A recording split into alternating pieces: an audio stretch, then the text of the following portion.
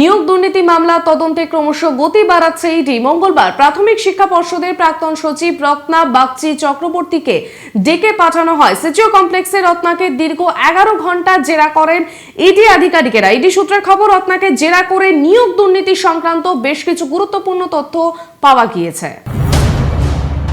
রাজ্যের শিক্ষার নিয়োগ দুর্নীতি কাণ্ডে এই প্রথম এনফোর্সমেন্ট ডিরেক্টরেটের দফতরে হাজিরা দিলেন প্রাথমিক শিক্ষা পর্ষদের প্রাক্তন সচিব রত্না চক্রবর্তী। মঙ্গলবার সকাল 11:30 নাগাদ সল্টলেকের সিজিও কমপ্লেক্সে হাজিরা দিয়েছেন রত্না। এই প্রথমবার ইডির জিজ্ঞাসাবাদের মুখোমুখি হলেন রত্না। প্রাথমিক শিক্ষা পর্ষদের সভাপতি পদে মানিক ভট্টাচার্য যখন ছিলেন, সেই সময় সচিব পদে কর্মরত ছিলেন রত্না। এর আগে কলকাতা হাইকোর্টের বিচারপতি অভিজিৎ গঙ্গোপাধ্যায়ের নির্দেশে সিবিআই দপ্তরে হাজিরা দিয়েছিলেন তিনি। সেই সময় তাকে জিজ্ঞাসাবাদ করেছিল সিবিআই।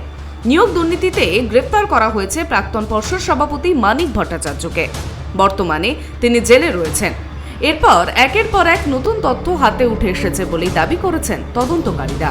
নিয়োগ দুর্নীতির সময় পর্ষদের সচিব ছিলেন রত্না। এই নিয়ে তাকে জিজ্ঞাসাবাদ করতে পারেন তদন্তকারীরা। কিছুদিন আগে ইডির দপ্তরে নথি নিয়ে হাজিরা দিয়েছিলেন পর্ষদের 2 প্রতিনিধি।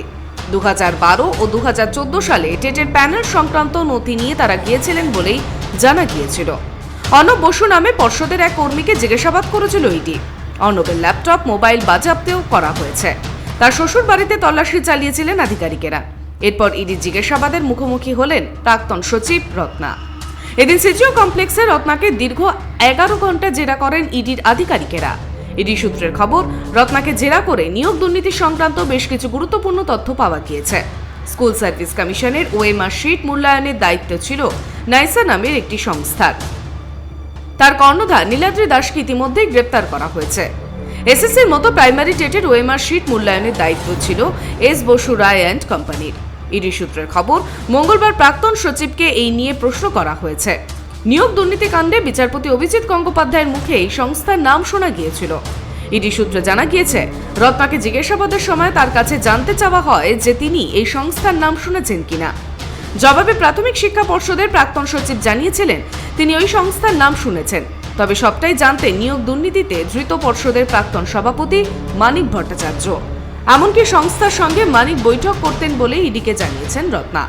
ইডি সূত্রে জানা গিয়েছে, রত্না এদিন একটি ইমেল আইডির কথাও তদন্তকারীদের জানিয়েছে। এস বসু রায় অ্যান্ড কোম্পানির তরফে ওই ইমেল আইডি থেকে মেল করা হতো। সংস্থার কর্ণধারকে অথবা সংস্থার সঙ্গে কারা যুক্ত, গোটা বিষয়টি গোপন রাখা হয়েছিল বলে ইডিকে জানিয়েছেন রত্না। ইডি সূত্রের খবর, পর্ষদের প্রাক্তন সচিব এদিন জানিয়েছেন এই সংস্থা সম্পর্কে সব তথ্যই মানিক ভট্টাচার্য দিতে পারবেন। ইডিকে তিনি জানিয়েছেন সংস্থার সঙ্গে মানিকের গোটা ডিলটাই ছিল রহস্যজনক।